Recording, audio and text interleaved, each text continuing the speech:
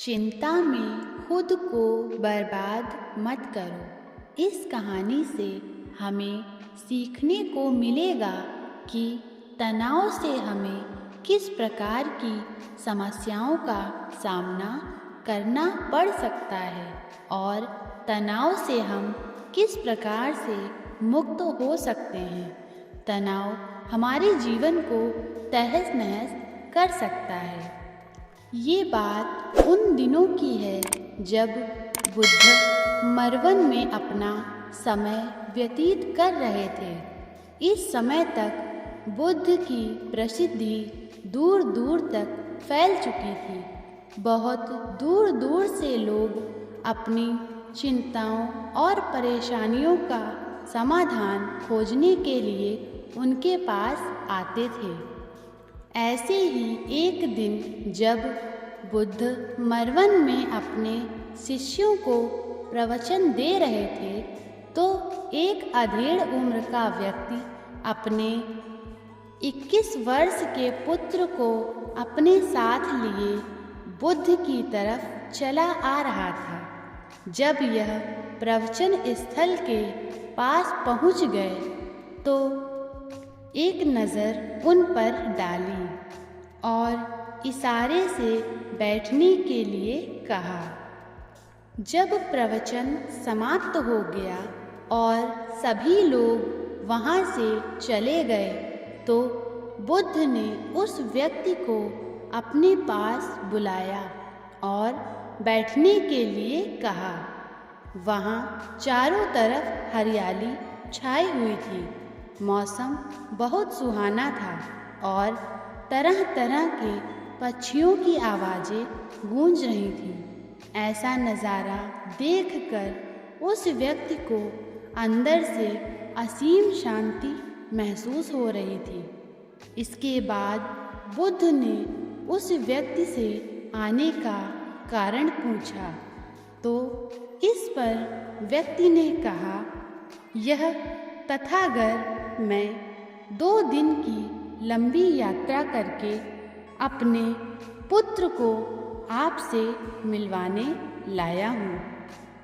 ये मेरा इकलौता पुत्र है और ये हर समय थका थका रहता है।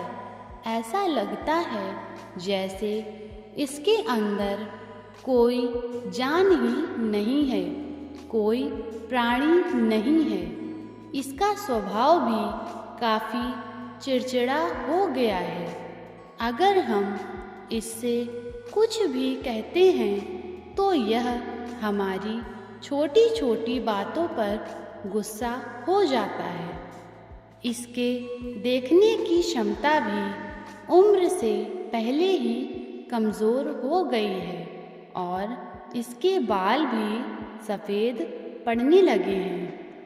इतनी कम उम्र में इतनी बड़ी उम्र का लगना मुझे तो कुछ समझ नहीं आ रहा। किसके साथ हो, क्या हो रहा है तथागत? मैं अपने पुत्र के स्वास्थ्य को लेकर बहुत चिंतित हूँ। जब मैं अपने पुत्र को वैद्य जी के पास लेकर गया तो उन्होंने कुछ औषधि दी और कहा अपने पुत्र को तनाव कम लेने के लिए कहो। वो अपने दिमाग में बहुत अधिक तनाव लेता है, इसीलिए उसकी ऐसी हालत हो गई है। लेकिन मुझे उनके बहुत समझाने के बाद भी तनाव का मतलब समझ नहीं आया।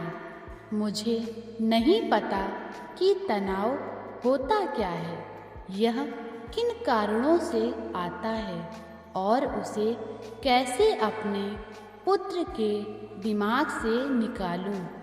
लेकिन मुझे सबसे पहले तो ये समझना है कि तनाव होता क्या है। इसीलिए तथागत मैं आपके पास आया हूँ। कृपया आप मेरी समस्या का समाधान कीजिए। यह सुन बुद्ध उसके पुत्र को बड़े ध्यान से देखते हैं, उसके चेहरे को देखते हैं, उसकी आँखों को देखते हैं और फिर उसके हाथों की नब्ज़ को भी देखते हैं। यह सारी विधि करने के पश्चात बुद्ध उस व्यक्ति से कहते हैं, तनाव लेना तो कोई नहीं चाहता, लेकिन फिर भी यह तनाव लोगों के दिमाग को दीमक की तरह पकड़ लेता है और व्यक्ति जान भी नहीं पाता कि वह तनाव में जी रहा है। लेकिन अगर व्यक्ति तनाव के कारणों को अच्छे से समझ लेता है और तनाव के बारे में कोई ऐसा पैमाना बना लेता है जिससे वह जान सके कि वह कितने तनाव में है, तो वह इस समस्या का समाधान भी खोज सकता है। सबसे पहले तो तुम ये समझो कि तनाव होता क्या है। जब भी कोई व्यक्ति कोई काम कर रहा होता है लेकिन उसका मन कहीं दूर भटक रहा होता है, कल्पनाओं में होता है, तो उसके शरीर और मन के बीच एक दूरी पैदा हो जाती है। यह दूरी जितनी अधिक होगी, व्यक्ति उतनी ही ज़्यादा बेहोशी की अवस्था में होता है और शरीर व मन के बीच की इसी दूरी खिंचाव को तनाव कहा जाता है।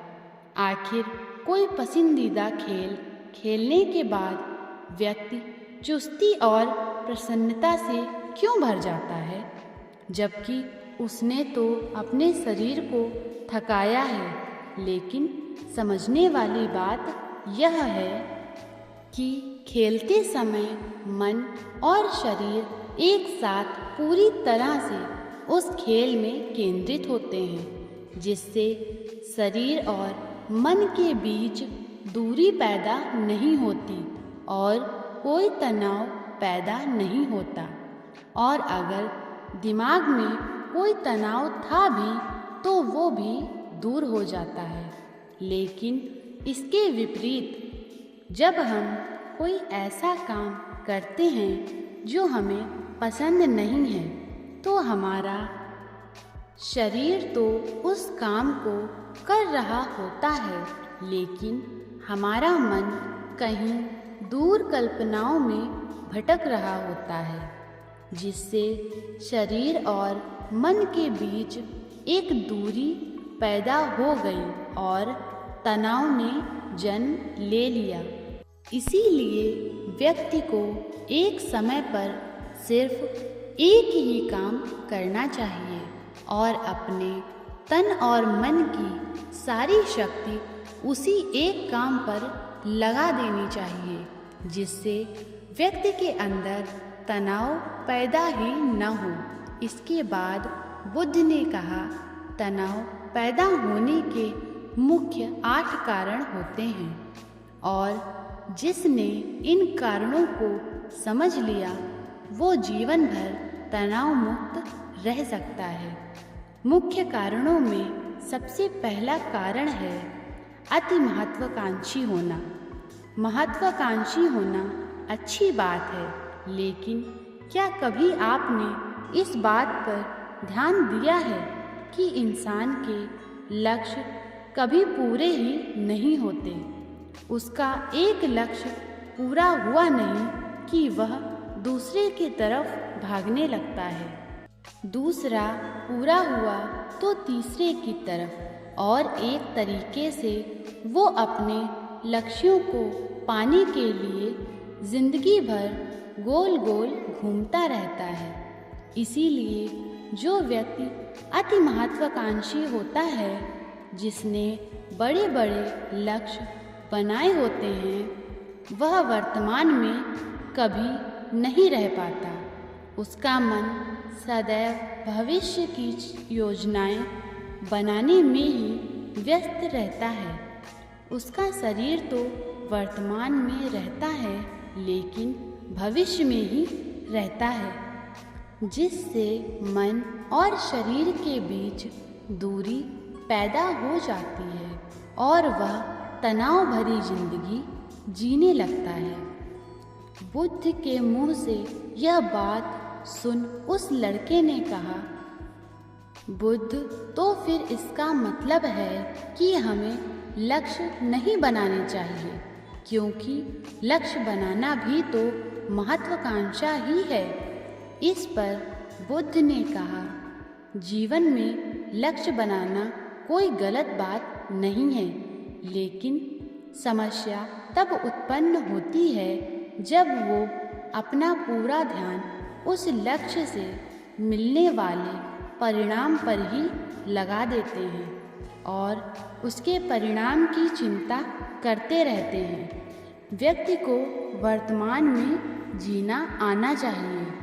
आप लक्ष्य बनाइए और उस लक्ष्य की प्राप्ति के लिए कड़ी मेहनत करिए, लेकिन साथ ही साथ आपको इस बात का भी ज्ञान होना चाहिए कि आप अभी वर्तमान में जी रहे हैं और वर्तमान ही सत्य है।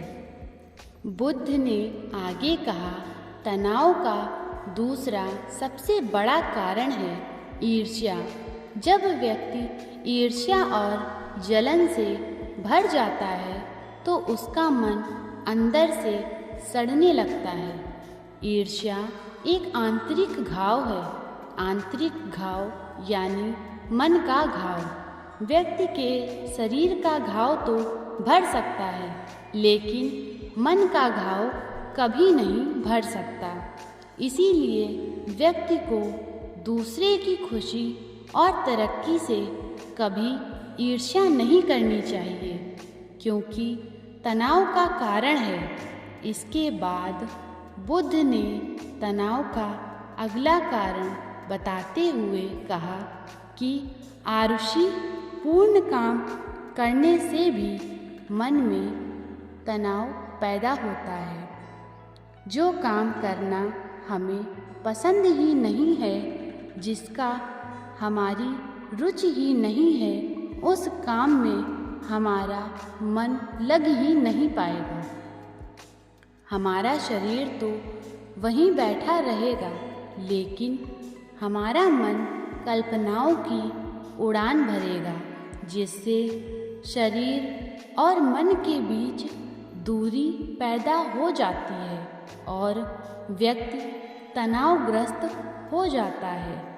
इसीलिए इंसान को हमेशा अपनी रुचि के अनुसार ही कार्य करने चाहिए। अगर व्यक्ति ने ये पता कर लिया कि उसे कौन सा काम करना पसंद है और वो उसी काम को अपने जीवन का लक्ष्य बना लेता है, तो फिर वो काम उसके लिए काम नहीं बल्कि खेल बन जाता है। फिर बुद्ध ने कहा, तनाव का चौथा कारण होता है किसी दूसरे से अपेक्षा रखना। बुद्ध ने उस व्यक्ति की ओर इशारा करते हुए कहा, एक पिता होने के नाते तुम्हारी अपने पुत्र से बहुत सी अपेक्षाएं होंगी कि तुम्हारा पुत्र एक बहुत ही कामयाब इंसान बने, तुम्हारा नाम रोशन करे, जैसा तुम चाहते हो उस तरह का जीवन जिए, तुम्हारी हर बात माने। लेकिन क्या आज तक कभी किसी की सारी अपेक्षाएं पूरी हुई हैं? जब भी कोई व्यक्ति किसी दूसरे से कोई अपेक्षा रखने लगता है तो वो अनजाने में अपने लिए तनाव पैदा करने लगता है। ज़रा सोचो कि अगर तुम्हारा बेटा तुम्हारे अनुसार काम नहीं कर रहा और वो नहीं बन पा रहा जो तुम उसे बनाना चाहते हो, तो निश्चित रूप से तुम्हारे दिमाग को तनाव पकड़ लेगा। तुम तनाव से भरा जीवन जीना शुरू कर दोगे और इस तनाव के बस में आकर तुम ऐसा व्यवहार करोगे, ऐसी बातें करोगे कि तुम्हारा अपने पुत्र के साथ संबंध और भी खराब होता चला जाएगा। इसीलिए व्यक्ति को जितना हो सके उतनी कम अपेक्षाएं दूसरों से रखनी चाहिए, और अगर पूरी तरह से तनाव मुक्त रहना है तो दूसरों से अपेक्षा रखना ही बंद कर दो। इसके बाद बुद्ध ने कहा कि शारीरिक कष्ट भी इंसान के तनाव का एक कारण होता है। जब व्यक्ति किसी शारीरिक पीड़ा से गुजर रहा होता है तो उसका पूरा ध्यान बस अपने उस शारीरिक दर्द पर होता है और वो पूरे दिन बस उसी के बारे में सोचता रहता है, जिससे उसका मन दुख के विचारों से भर जाता है और ऐसी स्थिति में व्यक्ति तनावग्रस्त रहने लगता है। यह सुन उस व्यक्ति ने कहा कि हे बुद्ध, शारीरिक दुख तो किसी भी व्यक्ति को हो सकता है, तो फिर क्या हुआ? व्यक्ति जीवन भर तनाव में ही जिएगा। इसका जवाब देते हुए बुद्ध ने कहा कि इंसान को ये बात समझनी चाहिए कि हमारा जीवन दुखों का आधार है। जैसे जैसे हमारा जीवन आगे बढ़ता है, इसमें दुख आते हैं, बीमारियां आती हैं और फिर अंत में मृत्यु भी आती है। तो बीमारियां इंसान के जीवन का अभिन्न अंग हैं, कोई इनसे बच नहीं सकता।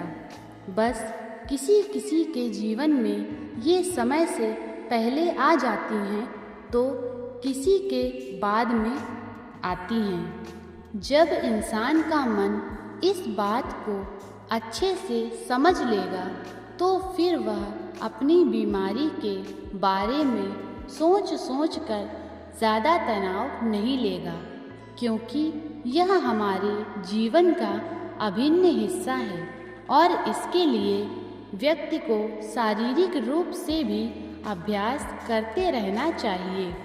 अपने जीवन में व्यायाम और स्वस्थ जीवन शैली को भी जगह देनी चाहिए ताकि उसका शरीर लंबे समय तक निरोगी रहकर सही से काम कर सके। तनाव का अगला कारण होता है अपनी योजनाओं को समझने के लिए समय न देना। कुछ लोगों के दिमाग में कोई विचार आया नहीं है कि वो बिना सोचे समझे उस पर काम करना शुरू कर देते हैं और जब उस काम में उन्हें असफलता मिलती है तो वह तनाव से भर जाते हैं, क्योंकि उन्होंने उस काम को शुरू करने से पहले उसके बारे में पूरी जानकारी इकट्ठा नहीं की थी। इंसान को कोई भी काम शुरू करने से पहले उसके अच्छे और बुरे परिणामों के बारे में ठीक से सोच विचार कर लेना चाहिए। इंसान को इस बारे में भी सोच लेना चाहिए कि अगर ये योजना सफल नहीं हुई तो फिर इसके बाद मैं क्या करूँगा। इसीलिए व्यक्ति को अपनी योजनाओं को ठीक से समझने के लिए पूरा समय देना चाहिए ताकि बाद में उस योजना की वजह से तनाव पैदा न हो। तनाव का 7वां सबसे बड़ा कारण होता है टाल मटोल करना, आज के काम को कल पर टालना। आप लोगों ने ये कहावत तो सुनी होगी कि आलस इंसान के शरीर का सबसे बड़ा शत्रु है। इंसान आलस्य की वजह से आज के काम को कल के लिए टाल देता है और फिर काम को टालना उसकी आदत बन जाती है। काम को कल पर टालने वाले व्यक्ति का काम कभी भी समय पर पूरा नहीं हो पाता और अगर किसी तरह से पूरा हो भी जाता है तो वह उतना अच्छा नहीं हो पाता जितना अच्छा उसे किया जा सकता था। और फिर यह बात व्यक्ति के अंदर तनाव पैदा करती है। लेकिन काम को टालना या काम को एकदम अंत समय पर करना एक आदत है। इसीलिए व्यक्ति न चाहते हुए भी बार बार अपनी इस आदत का शिकार बन जाता है और काम को टालता रहता है। और फिर जब काम की समय सीमा पास आ जाती है तो वह तनाव से भरकर काम को पूरा करने का प्रयास करता है। इसीलिए तनाव मुक्त रहने के लिए व्यक्ति को काम को टालने की आदत छोड़नी पड़ेगी। और यह तभी संभव है जब व्यक्ति काम को समय से पहले खत्म करने का निश्चय करे। सबसे आखिरी और सबसे प्रमुख कारण जो तनाव का होता है वो है ज़्यादा सोचना। लगातार सोचते रहना भी एक बीमारी है और यह उस व्यक्ति से सबसे ज़्यादा पाई जाती है जो कल्पनाएं करता है, जो अतीत की घटनाओं और भविष्य की बातों के बारे में सोचता रहता है, जो बेवजह के अनुमान लगाता रहता है। इसीलिए व्यक्ति को ज़्यादा सोचने की आदत पर लगाम लगाना चाहिए। इसके लिए जितना हो सके खुद को काम में व्यस्त रखना चाहिए और हर दिन ध्यान का अभ्यास करने को अपने जीवन का हिस्सा बना लेना चाहिए। बुद्ध के मुंह से ये सारी बातें सुनकर उस व्यक्ति ने हाथ जोड़कर कहा, बुद्ध, मेरा पुत्र तो अभी मात्र 20 वर्ष का ही है और इसमें अभी इतनी समझ भी नहीं है कि यह आपकी बताई सारी बातों का एक साथ पालन कर सके। आप कृपया करके तनाव मुक्त रहने का कोई आसान सा तरीका बता दें जिससे मेरा बेटा उसका अनुसरण भी कर सके और तनाव मुक्त भी रह सके। उस व्यक्ति की यह प्रार्थना सुन बुद्ध ने कुछ सोचते हुए जवाब दिया, अगर तुम इतनी सारी बातों का पालन नहीं कर सकते तो इसके लिए एक बहुत ही आसान विधि है। तुम एक बार मैं एक काम को करने पर ध्यान लगाओ। जो काम कर रहे हो उस काम पर सिर्फ उसी काम को करो, सिर्फ उस पर ही अपना पूरा ध्यान लगाओ। और अगर तुम्हारा मन इधर उधर भटक जाता है तो जैसे ही तुम्हें याद आए उसे वापस फिर उसी काम में लगा दो। ये सबसे आसान और अच्छा तरीका है तनाव मुक्त रहने का। जब तुम भोजन करो तो उस समय सिर्फ भोजन ही करो, उसके पूरे स्वाद का आनंद लो, उसे अनुभव करो। जब चलो तो अपना पूरा ध्यान सिर्फ चलने पर लगा दो। इससे तुम्हारा मन और तुम्हारा शरीर दोनों एक जगह पर केंद्रित रहेंगे। दोनों के बीच दूरी पैदा नहीं होगी जो कि तनाव का मुख्य कारण होती है। दोस्तों, आज की युवा पीढ़ी एक ही समय पर 2-2, 3-3 काम करने के आदी हो चुकी है। जैसे फ़ोन पर बात करते हुए गाड़ी चलाना, खाना खाते हुए टीवी देखना, ये फ़ोन चलाना। और फिर इनकी शिकायत रहती है कि मैं तनाव में जी रहा हूँ, मेरा मन शांत रहता है, मैं चिड़चिड़ा सा हो गया हूँ। जब कोई व्यक्ति एक ही समय पर 3-3 काम करेगा तो तनाव पैदा होना तो स्वाभाविक है, क्योंकि दिमाग तो एक समय पर पूरा ध्यान लगाकर सिर्फ एक ही काम कर सकता है। पूर्ण रूप से एक ही समय पर दो कामों पर ध्यान कभी नहीं लग सकता। इसीलिए जहाँ तक संभव हो सके एक समय पर सिर्फ एक ही काम करने का प्रयास करें, वो भी पूरे ध्यान के साथ। दोस्तों, ये वीडियो आपको कैसा लगा हमें कमेंट करके ज़रूर बताएं। ऐसी ही महत्वपूर्ण जानकारी के लिए और ऐसी ही वीडियोस देखने के लिए हमारे चैनल को लाइक, शेयर, सब्सक्राइब करें। धन्यवाद। यहाँ दी गई जानकारी सामान्य मान्यताओं और जानकारियों पर आधारित है। चैनल इसकी पुष्टि नहीं करता है।